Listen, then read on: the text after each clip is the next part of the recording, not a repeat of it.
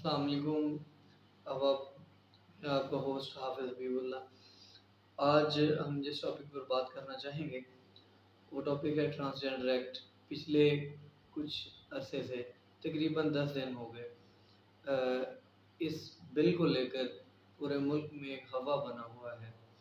मैंने सोचा कि मैं इसको पढूं और अपनी इंटरप्रिटेशन दूं, अपनी एक्सप्लेनेशन दूं कि मैंने इसको कैसे परसीव किया, मैंने इस बिल से क्या परसीव किया, इस बिल में क्या क्या नुक़ात मौजूद हैं। मैं आपको एक बात और क्लियर करता चलूँ कि I am not going with the flow. अंग्रेज़ी का एक मुहावरा है गो विद द फ्लो, तो मैं गो विद द फ्लो वालों में से नहीं हूँ।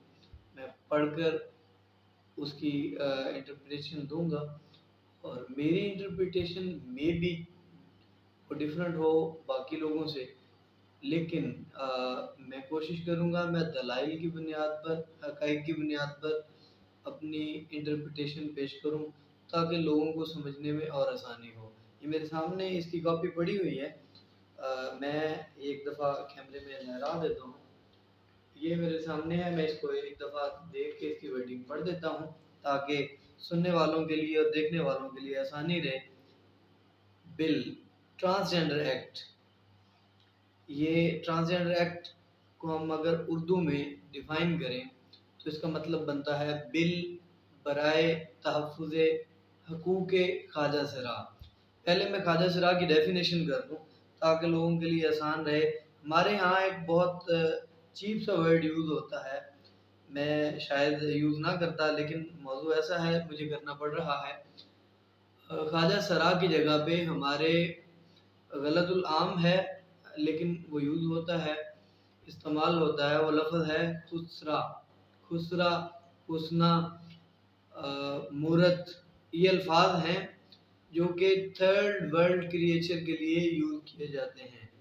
ठीक है, मेरी नज़र में थर्ड वर्ल्ड क्रिएचर या ख्वाजा सरा वो है जिसमें कुदरत की अता करदा दो जेंडर्स में से किसी भी एक की मुकम्मल सलाहियत मौजूद ना हो, यानी कि वो इन बिटवीन टू जेंडर्स हो, ना वो मेल हो ना वो फीमेल हो। जब ऐसी सूरत हाल होगी तो ऐसी मखलूक को हम शीमेल इंग्लिश में और उर्दू में हम ख्वाजा सरा कहेंगे।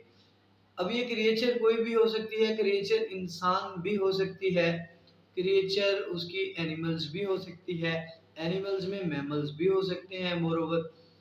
अच्छा, अब इसकी हम डेफिनेशंस मैंने आपको बता दी बिल के हवाले से। बिल के हवाले से कुछ चीदा सी बातें हैं जो मैं क्लियर करता चलूँ अब आपके साथ। राइट टू वोट जो है वो उन्हें दिया गया, यानी कि किसी भी आम पाकिस्तानी मर्द या औरत की तरह इन्हें राइट टू वोट दिया गया ताकि वो अपने नुमाइंदगान को वोट दे सकें। ठीक है, राइट टू वोट। इसके अलावा इन्हें क्या राइट देता है, किस चीज़ का हक देता है कि वो पाकिस्तानी शहरियत क्लेम कर सकें, वो अपना national identity card of Pakistan बनवा सकें with the gender they are having. इस पे नहीं, पहले पाकिस्तान में चूंकि ये नहीं था बिल तो इस पर उनके शनाख्ती कार्ड नहीं बन पाते थे। अब चूंकि ये बिल पास हो चुका है तो ये उनको मिल गया है। अच्छा, राइट टू इनहेरिट एक बड़ी मेन चीज़ है। हमारे यहाँ इस्लाम में भी ये चीज़ है कि मर्द को भी इनहेरिटेंस होती है। इनहेरिट का लफ्ज़ जो है मैं उसको उर्दू में थोड़ा एक्सप्लेन कर दूँ। वरासत को हम कहते हैं इनहेरिट या इनहेरिटेंस। ठीक है, इनहेरिट जो होती है, इनहेरिटेंस जो है वो हमने ख्वाजा सराओं के लिए भी हमारे निज़ाम ने हमारे इस बिल के थ्रू उनके लिए भी ये चीज़ प्रोवाइड की है कि अगर किसी के यहाँ औलाद ख्वाजा सरा पैदा होती है तो उसको भी उसका हिस्सा मिलना चाहिए विरासत में से। ठीक है, राइट टू वोट हो गया, राइट टू इनहेरिट हो गया। उसके बाद है इनका राइट टू जॉब। ठीक है, ये किसी भी पाकिस्तानी की तरह, आम शहरी की तरह ये राइट जो है अपना इस्तेमाल करते हुए जॉब के लिए एलिजिबल होंगे।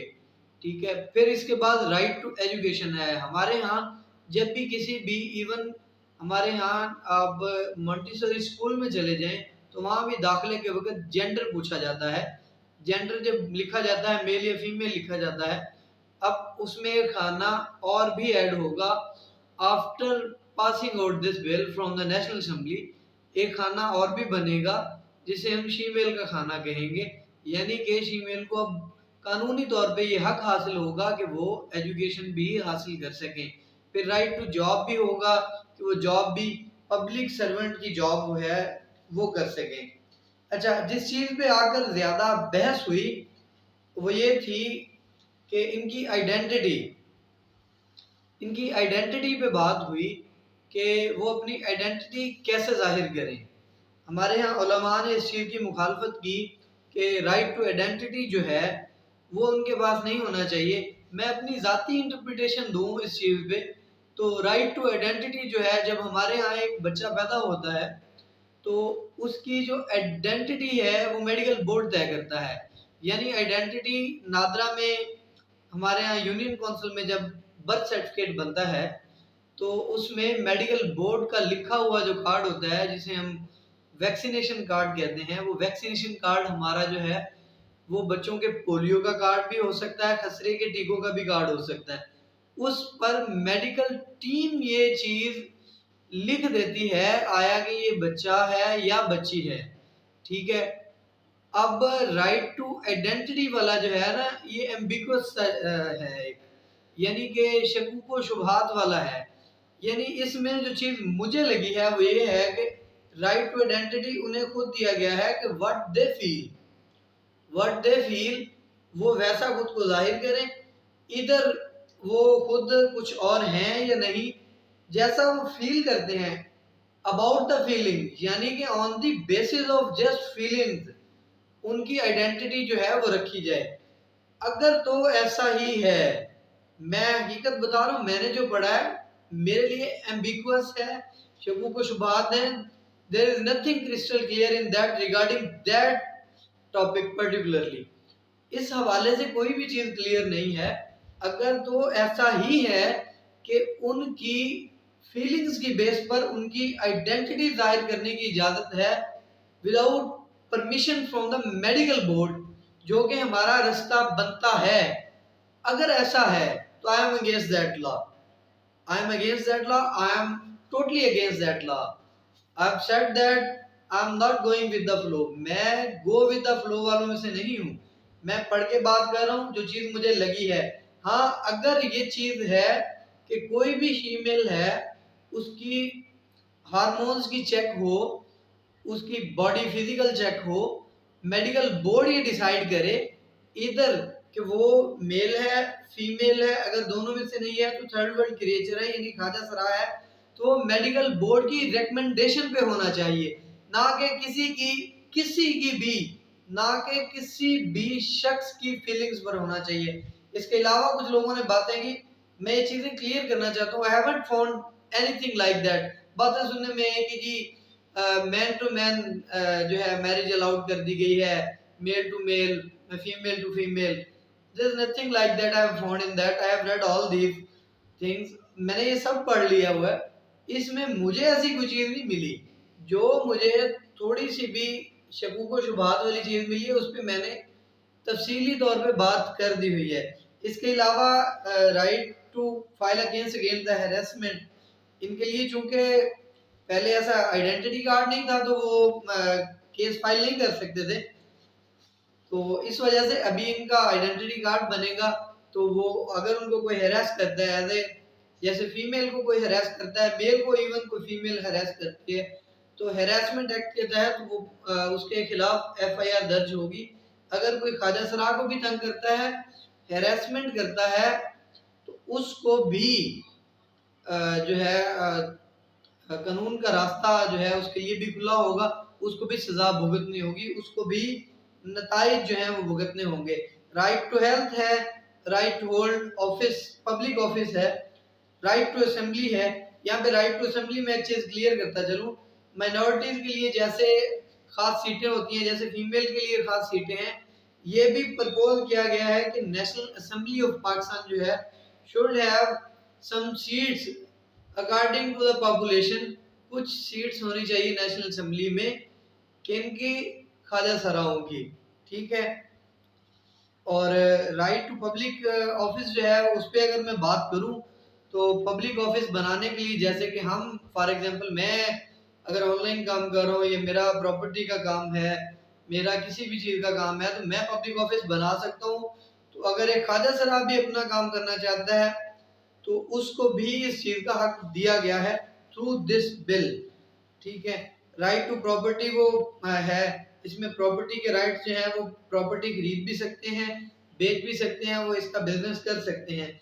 ये अगेन रेलेवेंट टू ये है राइट टू इनहेरेंट, ये उसके रेलेवेंट है, ठीक है जी। इसमें मैं अगर कंक्लूड करूं तो guarantee of fundamental rights, fundamental rights जो हैं वो हमेशा सभी के लिए एक हैं, तमाम दुनिया के मुसलमानों के लिए, तमाम दुनिया के इंसानों के लिए एक हैं।